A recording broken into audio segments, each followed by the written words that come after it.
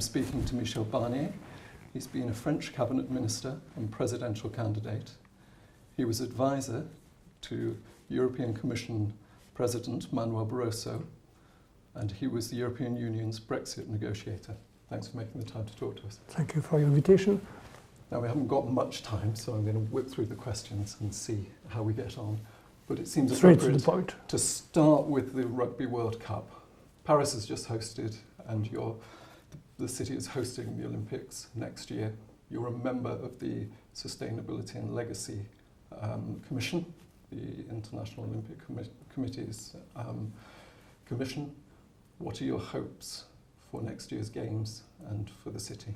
First of all, just one word about the Rugby Cup, which has been very well organized, great success. At the end of the road, two great teams, and congratulations to the South Africa team. And I've been very pleased that this cup went well. Perhaps you may know that I spent 10 years of my life personally to organize the Winter Olympics from 81 to 92, 10 years for 16 days. And I think it's always very important for a nation to be open to the world, to be able to organize great and challenging competitions. And obviously the Summer Olympics Games next year are the most important in the world. So we are working hard to organize these games, and I'm fully confident. I trust Tony Estanguet, the chairman of the COJO, the organizing committee of the games, and I hope it will be exactly the same that the situation we were able to create for the Rugby Cup. Fantastic, thank you for that. As I made clear in the introduction, you're immersed in the European project. Sitting here now, what's your assessment of progress?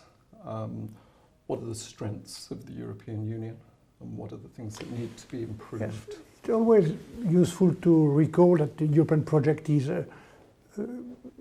very single, very original in the world.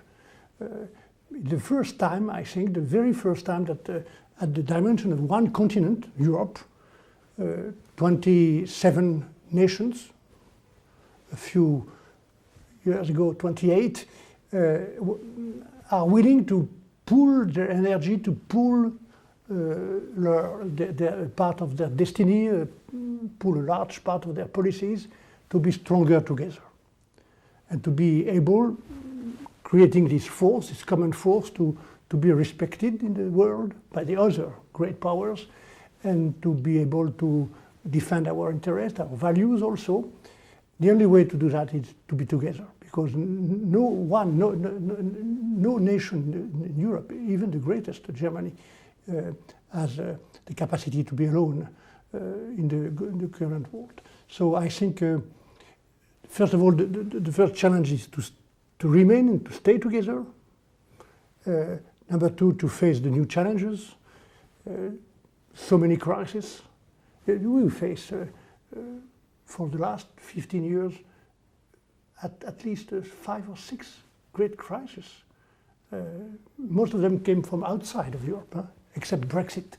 But the financial crisis, the climate change, the migration, the COVID crisis, the war in Ukraine came from outside. And so we have been able to react, sometimes in defensive.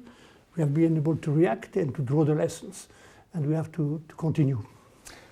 I wonder if you feel enough has been done. When you were advisor to Manuel Barroso, you proposed a European defence force to deal with things like conflicts and natural disasters, complex humanitarian crises. Do you feel that is needed now more than ever, given what you've just said? Yes, but we have to be precise. This proposal was about the natural catastrophe or industrial catastrophe. It was a proposal to pool together our national force in the civil protection. I'm not speaking about war or defense and military forces. I'm just speaking about force, a common force to face so many catastrophes, floods, industrial catastrophe, tsunamis, And we know that due to the climate change, we must be prepared to face more and more catastrophe in the world. So I think we will be stronger, more efficient, and we will spend less money together than alone. So this is this idea, European idea, to pool our national forces when it is necessary, to pool and to prepare together the answer of the EU facing such catastrophe. So you feel that needs to be done more? Yes, yes, I think we need to be more, because I always thought, and I still think, that for ecology, for economy, it's better to prevent than to repair. Mm-hmm. And when we are obliged to repair, it's more efficient and less costly to have prepared the reparation Mm-hmm. than to improvise the reparation. What do you feel are the biggest challenges facing the European Union, externally and internally? Externally and internally, I think today, looking at what happened on the east side of the EU with Ukraine and the war of Russia against the sovereignty of Ukraine, looking at what happened that is very, very serious in the Middle East between Israel and Hamas, I think we have to be prepared to take part to any new organization, any conference, any political or diplomatic initiative to rebuild the peace. Mm-hmm. For the moment, we have to stay on the side of Ukraine to defend its sovereignty, and to stay on the side of Israel to stay to defend its liberty and freedom. Okay, thank you for that. You were Commissioner for Internal Markets and Services, and you handled the response to the financial crisis. There were 40 pieces of legislation. 41. Nearly got it between 2010 and 2014. I'm mindful that the financial sector is very powerful, that there can be legislative backsliding, and that there are new risky developments like cryptocurrencies. So how resilient do you think the financial sector is now compared to 2008? I think we have to be always careful and never have short memory. Mm-hmm. This crisis happened 15 years, 16 years ago. It's not so far. And I think we have done a huge work in parallel with the United States, the Dodd-Frank Act, following the G20 roadmap. So now we have to be sure that all these regulations are implemented and respected as far as the regulation, the supervision are concerned.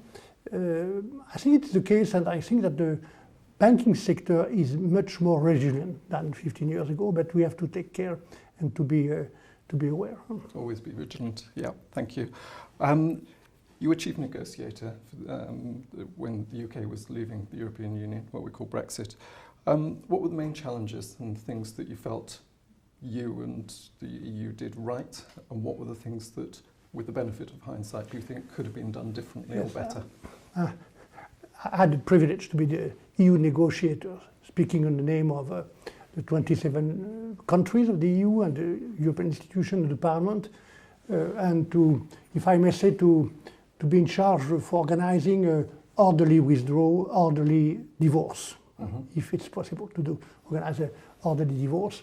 And I think we succeed to organize this orderly divorce. But nevertheless, the Brexit remains a lose-lose game. Mm-hmm. It's a divorce. And a divorce is always painful and costly. So it is a lose-lose game. And all along this negotiation, 4 years and a half, I had three priorities in my mind. Number one, to protect. It was my mandate to protect the single market. Mm-hmm. No cherry picking for the UK. No cherry picking in the single market. Number two, peace and stability in Northern Ireland. It is probably Northern Ireland the place where the Brexit has most severe consequences, negative consequences.